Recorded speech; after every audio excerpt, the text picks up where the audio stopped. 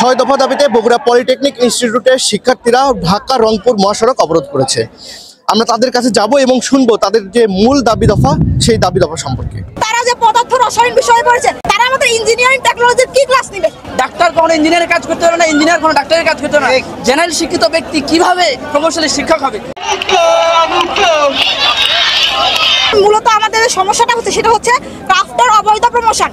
ক্রাফটরা 35 দিনে তাদের অবৈধ নিয়োগ করা হয়েছে, বিশেষ করে জেনারেল থেকে তাদের নিয়োগ করা হয়েছে এবং তারা এখন চাচ্ছে যে তারা আমাদের টেকের জুনিয়র ইনস্ট্রাক্টর পদে পদোন্নতি নেবে।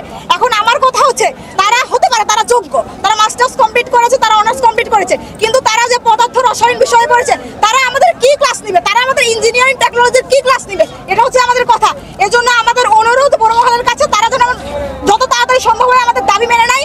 আমরা ছাত্র, আমাদের জায়গা হচ্ছে ক্লাসরুম, আমাদের রাস্তায় থাকার কোনো জায়গা না।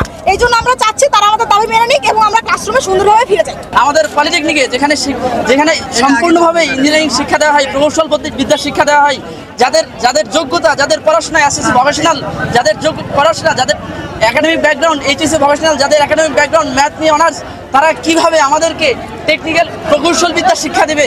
একজন প্রকৌশলী শিক্ষক কিভাবে হবে? তারা একজন ডাক্তার যেমন একটা বিল্ডিং তৈরি করতে পারে না, একজন ইঞ্জিনিয়ার যেমন একজন রোগীর চিকিৎসা করতে পারে না। তো এই তো যে কাজের যোগ্য তাকে সেই কাজে রাখতে হবে। ডাক্তার কোনো ইঞ্জিনিয়ারের কাজ করতে পারে না, ইঞ্জিনিয়ার কোনো ডাক্তারের কাজ করতে পারে না।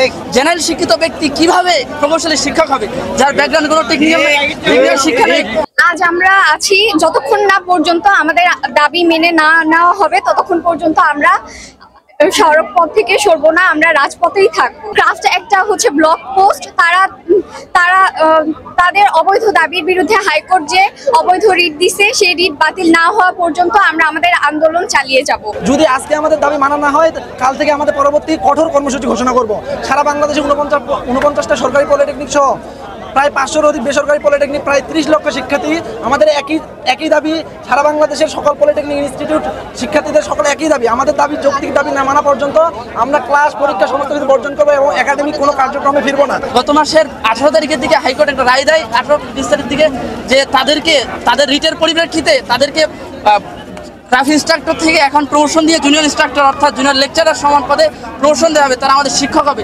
যদি তারা কোনোভাবে প্রমোশন পেয়ে যায় ক্রাফট ইনস্ট্রাক্টর থেকে জুনিয়র ইনস্ট্রাক্টর, কারিগরি সেক্টর সম্পূর্ণভাবে ধ্বংস হয়ে যাবে। আমাদের যে ক্রাফট ইনস্ট্রাক্টর আছে, যাদেরকে আমরা ল্যাব সহকারী বলি, মানে ওদের কাজ হচ্ছে ল্যাবের যন্ত্রপাতি এগুলো মালামাল পরিষ্কার করে, দেখাশোনা করে, আর আমাদের যে প্র্যাকটিক্যাল ক্লাস আছে সেই ক্লাসে, ব্যবহারিক ক্লাসে সাহায্য করে। তো ওদের যে শিক্ষাগত যোগ্যতা, সেই যোগ্যতা হচ্ছে এসএসসি পাস, হায়ার এডুকেশন হচ্ছে এইচএসসি পাস। ওরা এসএসসি এইচএসসি পাস হয়ে আমাদের ক্লাসের টিচার হতে যাচ্ছে, জুনিয়র ইনস্টিটিউটে প্রতিদান করতে যাচ্ছে। সেটার বিরুদ্ধে ওরা বারবার হাইকোর্টে রিট করছে, বারবার হাইকোর্টে আবার ওদের রিটে ছাড়া দেয়নি, কিন্তু লাস্ট ঈদের আগে হাইকোর্ট ওদের 30% পদোন্নতি দিয়ে দিছে। এখন এটার জন্য আমরা আবার আন্দোলন শুরু করছি। কেমনে সম্ভব হয় যে যারা এসএসসি এইচএসসি পাশের একজন জুনিয়র মানে ক্রাফট ইনস্ট্রাক্টর, ওরা কেমনে টিচার হবে? আর ওরা আমাদের শিখাবেই।